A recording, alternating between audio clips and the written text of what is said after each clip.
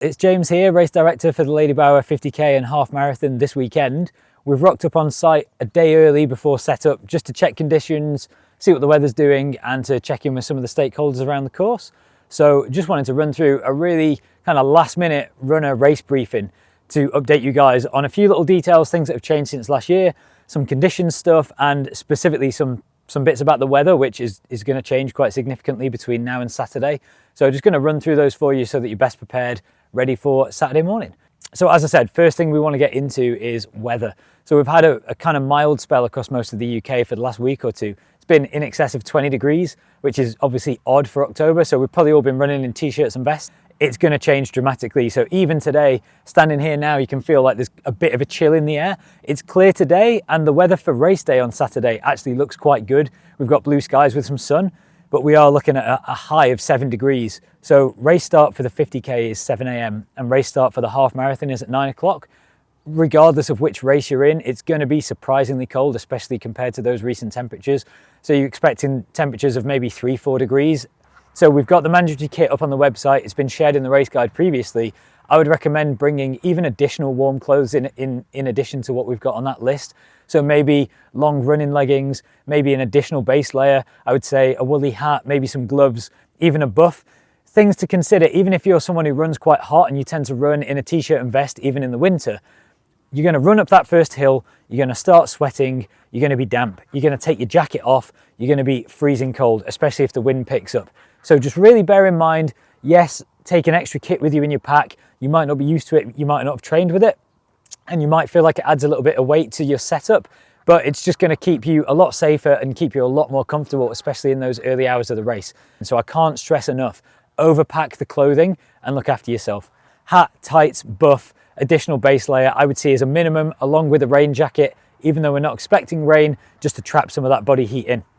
So when it comes to the course, you guys have probably already seen the course preview video and the course information on the website and the race guide.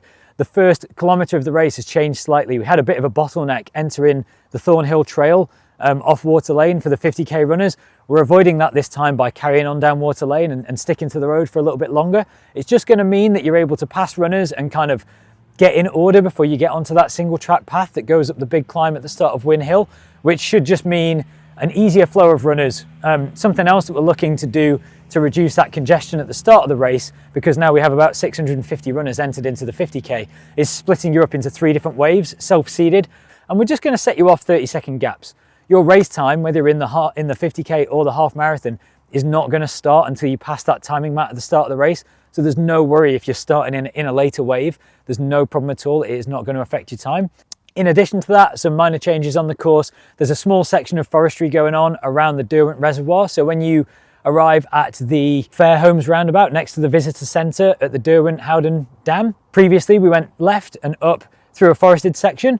That section's not accessible due to forestry work, so we're just going to carry on along the road. That spot will be marshalled and heavily signed. You won't go wrong. It's accurate on the most up-to-date GPX track, but just a little heads up for runners who ran last year, there's a minor change there. It's going to be red flags and red signage for the 50k runners and blue flags and blue signage for the half marathon runners. Same as last year, it will match your runner bib. So the 50k runners will be red bibs and the half marathon runners will have blue. There are multiple points on the course where you guys split and merge. One point coming quite close at the start of the race where the 50k runners continue down Water Lane and the half marathon runners go up the Thornhill Trail.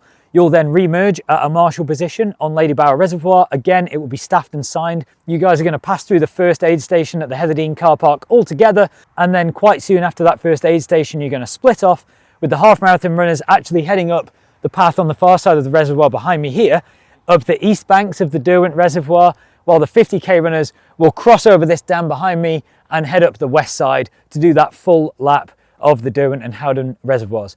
You guys will then merge again near to aid station 3 before heading up onto Winstone Lee Tor, and the back 15k or so of the course is identical and will all be flagged and signed with blue and red flags and signage for the 50k and half marathon runners. In terms of conditions, we are expecting things to change a bit. Me and Jamie have actually just been out on a few of the trails now to see how things are looking. I must admit, conditions are absolutely perfect right now.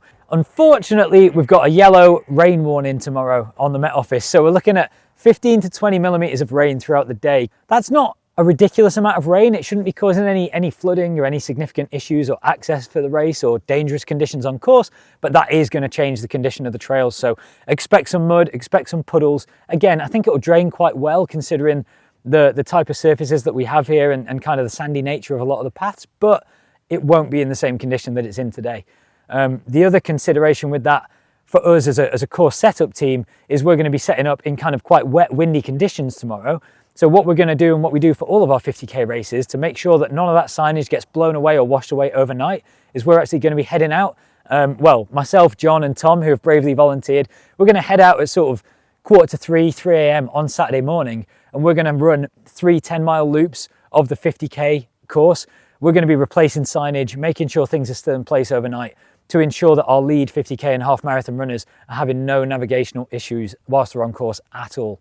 With that being said, there's a reason why we recommend all runners having the GPX track on their watch or on their phone or any GPS device anyway. Standard recommendations for all runners on the day are that if you don't see a flag or a piece of signage for more than 200 meters, stop, check the route on your phone, check the route on your watch, go back to the last piece that you saw and reassess where you've gone. It's very unlikely that you won't see a piece of flagging or signage for more than 200 meters. Other than the red and blue signage and flagging that you see out on course, you may also see some yellow and black signage. That's stuff to warn other trail users and motorists that there's a race in progress. So we'll have caution runner and crossing point signs out for those road crossings. They'll also be marshalled, but you should expect at a couple of points on the course to maybe have to stop and let cars pass before you find a gap in those vehicles to cross that road. So as always, we just ask our runners, and you guys always are, just to be respectful of other trail users, which brings us on to our kind of leave no trace principle, which is something we take really seriously. So we're lucky to be able to use these trails and access this amazing nature that we have in our backyard. If you run past a piece of litter or you find an open gate, just close it, pick it up, take it with you.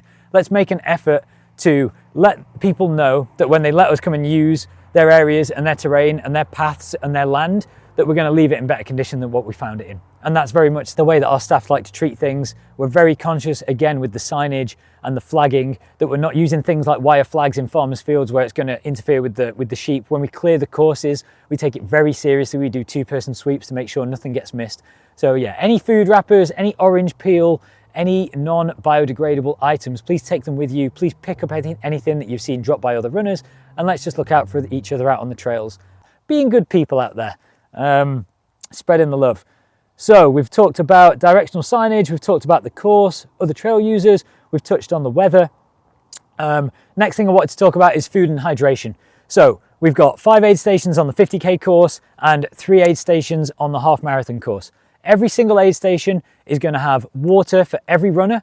It's a cupless race, so we will not be handing out cups or bottles to anybody. You all need to bring your own, whether it's a flask, a foldable cup, a hand flask, a running vest, a Camelback, whatever you need. We can service that, and our amazing aid station staff can top that up for you. We'll have plenty of supplies on the day, but we will not be handing out bottled water until the end of the event at the finish line.